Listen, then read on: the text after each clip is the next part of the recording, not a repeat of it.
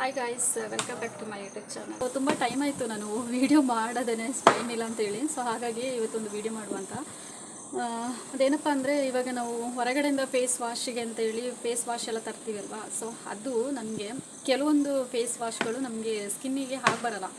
ಒಂದು ಒಳ್ಳೆ face wash ಬೇಕು ಅಂತ ಹೇಳಿದ್ರೆ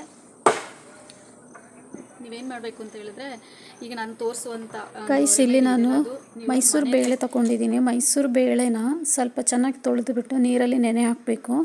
ಸೊ ಅದಾದಮೇಲೆ ಮತ್ತೆ ನಾವು ಹಾಲು ಇದೆಯಲ್ಲ, ಅದರಲ್ಲಿ ಒಂದು 10 ಮಿನಿಟ್ಸ್ ಮತ್ತೆ ನಾವು ನೆನೆ ಹಾಕಬೇಕು. ಸೊ ನಾನಿಲ್ಲಿ ಒಂದು 2-3 ಟೀ ಸ್ಪೂನಷ್ಟು ಮೈಸೂರು ಬೇಳೆ ಜೊತೆಗೆ ಸ್ವಲ್ಪ ಹಾಲನ್ನ ಮಿಕ್ಸ್ ಮಾಡಿ ಇಟ್ಟು ಅದನ್ನ ಗ್ರೈಂಡ್ ಮಾಡಿ ಮತ್ತೆ ಫೇಸಿಗೆ ಹಚ್ಚುವಂಥದ್ದು.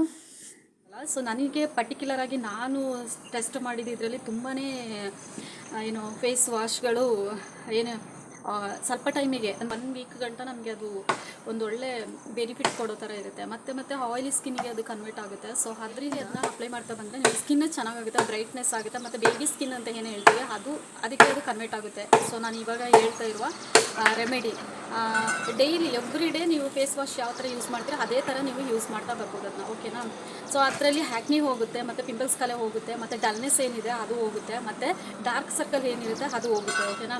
ಇದು ಡೈಲಿ ನೀವು ಮಾಡ್ತಾ ಬರ್ತಾ ಇದ್ದರೆ ನಿಮ್ಮ ಸ್ಕಿನ್ನು ತುಂಬ ಚೆನ್ನಾಗಿರುತ್ತೆ. ಮತ್ತು ಒಂಥರ ಬೇಬಿ ಸ್ಕಿನ್ ಅಂತ ಹೇಳ್ತೀವಲ್ಲ ಆ ಥರ ಕನ್ವರ್ಟ್ ಆಗುತ್ತೆ. ಒಂದು ಲೈಟ್ ವೈಟ್ ಸ್ಕಿನ್ ಅಂತ ಹೇಳ್ತೀವಲ್ಲ ಅದು ಬರಲಿಕ್ಕೆ ಚಾನ್ಸಸ್ ಇದೆ. ಸೊ ಎವ್ರಿ ಡೇ ಇದನ್ನ ಯೂಸ್ ಮಾಡಿ ಅಂತ ಹೇಳ್ತಾ ನೆಕ್ಸ್ಟ್ ಒಂದು ವೀಡಿಯೋದಲ್ಲಿ ಮತ್ತೆ ನಾನು ನಿಮ್ಮ ಮುಂದೆ ಬರ್ತೀನಿ. ಅಲ್ಲಿವರೆಗೆ thank you so much. Bye bye.